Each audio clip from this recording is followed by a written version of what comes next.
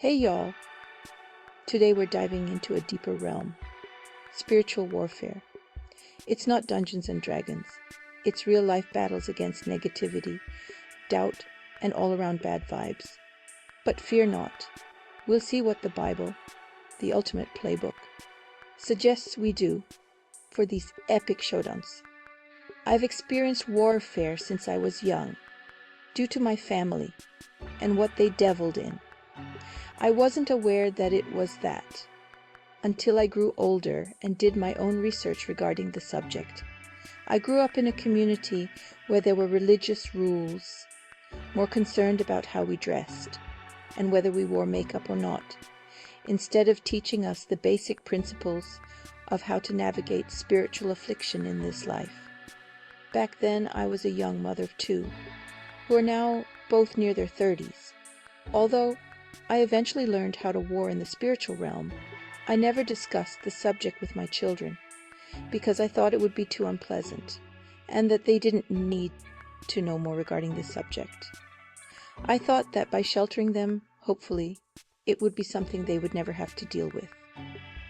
Now that they're older and have experienced spiritual strikes themselves, I'm playing catch up in trying to teach them what I should have taught them when they were younger.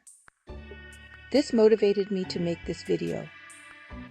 Those of us that have experience on this subject believe that everybody else does too, but that's not necessarily true.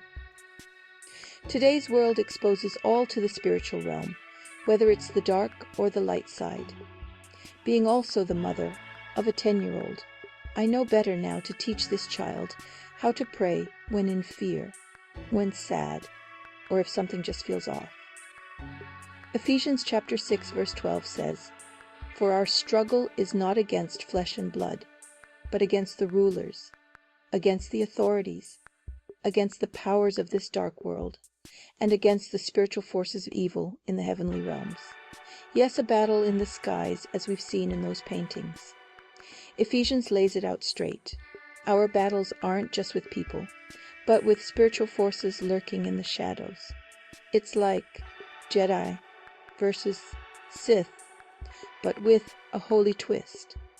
James chapter 4 verse 7 says, "Submit yourselves then to God. Resist the evil one, and he will flee from you." James drops a truth bomb. Surrender to God's power.